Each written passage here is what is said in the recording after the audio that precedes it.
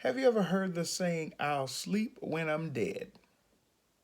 Well, this is generally said by those who are workaholics or those who feel as though sleeping is for wimps. And they believe this to be true because they believe that when you're sleeping, you're not productive. But that couldn't be further away from the truth because there is yet productivity when you're asleep. What's being produced? Rest, restoration, relaxation, rejuvenation. Your body is receiving these things. It's being restored, it's being revived, it's being rejuvenated. And so, receiving enough sleep will assist you in operating at your best. I'm here to persuade you in making sure that regardless of how busy and hectic your daily routine is, you might be that person, that mom, that dad, that entrepreneur that's always go, go, go, go, go, go, go. Well, it's time for you to go to bed. That's right. So, my job is to persuade you in making sure, again, that you are receiving adequate sleep and that you are resting 7 to 8 hours a night. How will I do this, you may ask? Well, by giving you several tips on how to get more sleep. And guess what? It's very easy to do.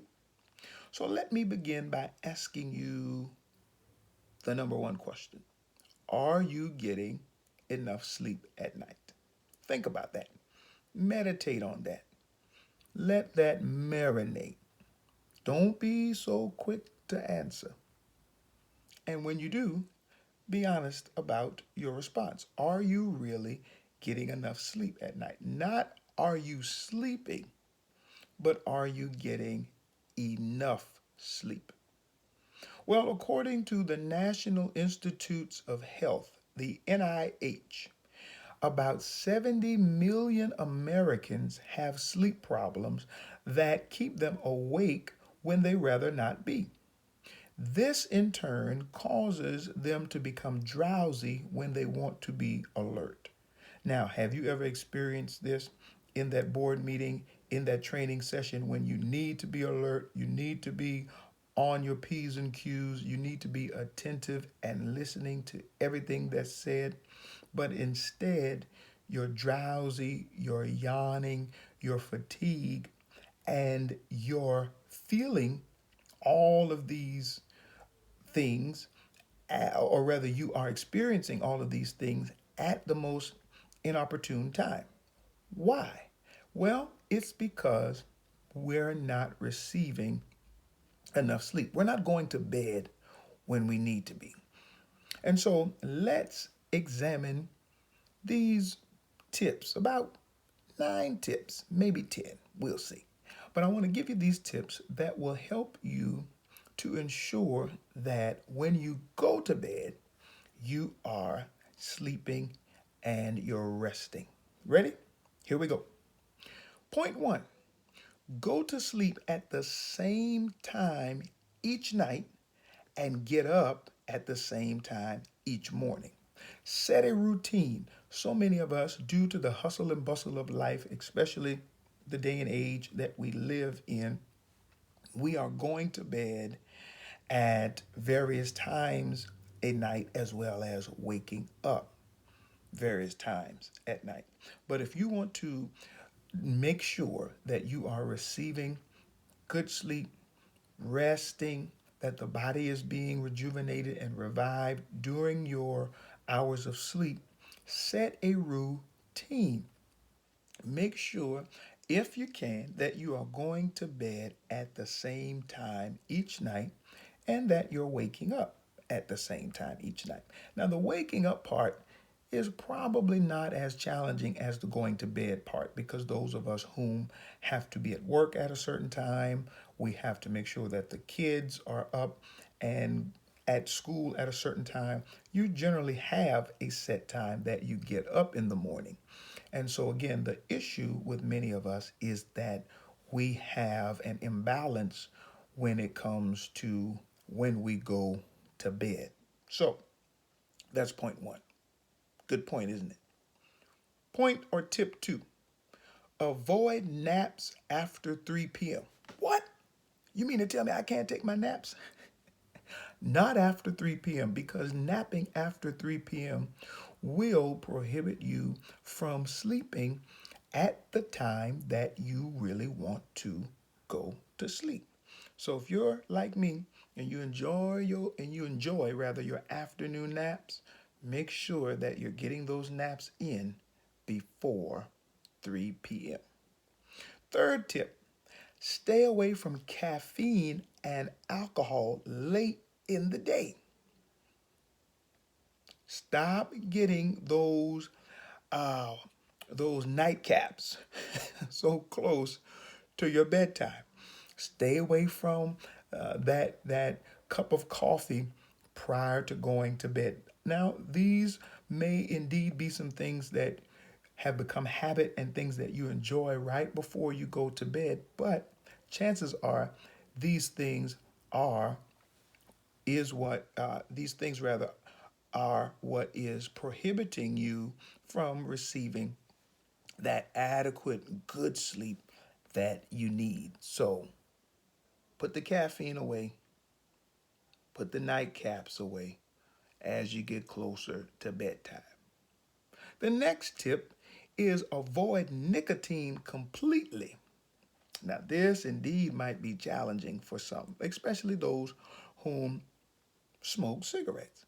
But doing all that you can to alleviate this habit of nicotine and or weaning yourself off of the nicotine is going to benefit you greatly when it comes to receiving good sleep.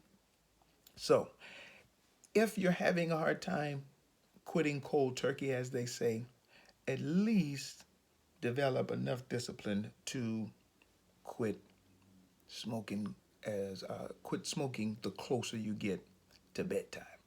But it is suggested that you avoid nicotine completely. Tip 5, get regular exercise. Catch this, but not within 2 to 3 hours of bedtime. Now, there are some people that are big on exercise. They're big on hitting the gym and doing what they need to do to maintain their physical fitness.